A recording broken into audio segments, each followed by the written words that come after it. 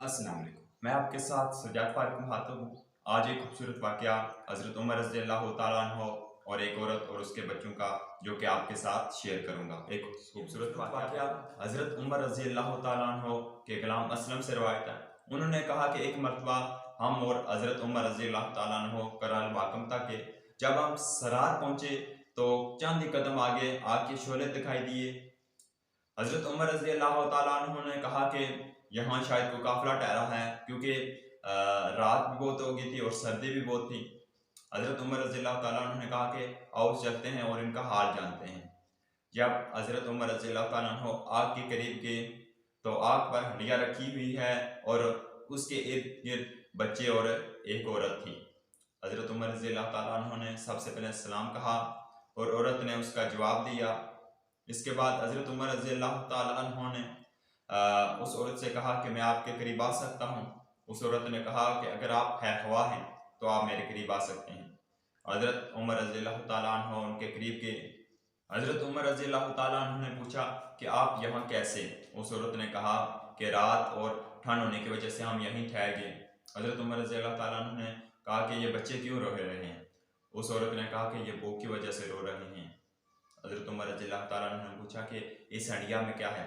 उन्होंने कहा कि इसमें पानी उबाल रही हूँ, क्योंकि बच्चों को भूख लगी है और हमारे पास खाने को कुछ नहीं है और इनको बुला रही हूँ और ताकि ये सो जाए। उन्होंने कहा कि अल्लाह ही हमारे और उमर रज़ियल्लाहु ताला अन्हु के दरमियान फैसला करेगा। इसके बाद हज़रत उमर रज़ियल्लाहु ताला अन्हु ने कहा कि अल्लाह ही तुझ पर रहम करेगा।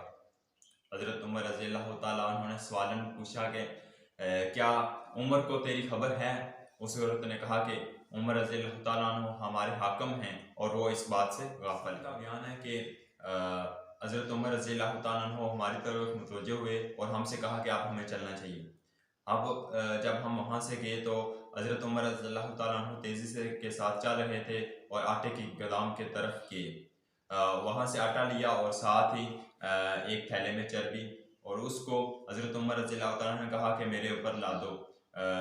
असलम ने कहा कि आपकी तरफ से मैं ये उठाता हूँ और आपके साथ ले चलता हूँ। हज़रत उमर रज़ियल्लाहु ताला अन्हु ने कहा कि क्या तू मेरा क़यामत के दिन भी बोझ उठाएगा? उनका कहना था कि इसके बाद मैंने उनको बोरी उठा दी और हम और हज़रत उमर रज़ियल्लाहु ताला अन्हु तेज़ी के साथ उस औरत की तरफ चले गए।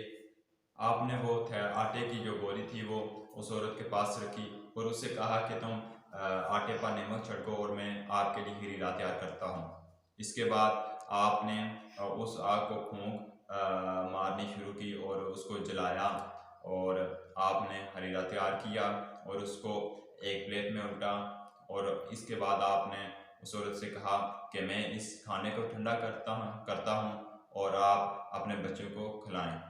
सब बच्चों ने पेट भर कर खाना खाया और जो बचा हुआ खाना था हज़रत उमर रज़ियल्लाहु ताला अन्हु ने उसको उस औरत के पास छोड़कर चले आए।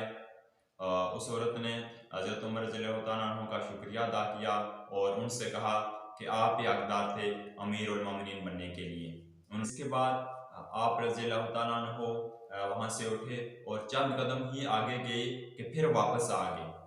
असलम ने इसके बारे में पूछा कि कोई काम रह गया है? हज़रत उमर रज़ियल्लाहु ताला अन्हु ने इसका जवाब नहीं दिया और वहाँ पर बैठे रहे जब तक बच्चे सोए नहीं। आप रज़ियल्लाहु ताला अन्हु वहाँ से उठे नहीं। जब बच्चे सो गए तो आप रज़ियल्लाहु ताला अन्हु ने असलम से कहा कि ये बच्चे भूख और ठंड की वजह से सो नहीं रहे थे और मैं जब तक ये बच्चे ना सोते तो मैं यहाँ से ना जाता।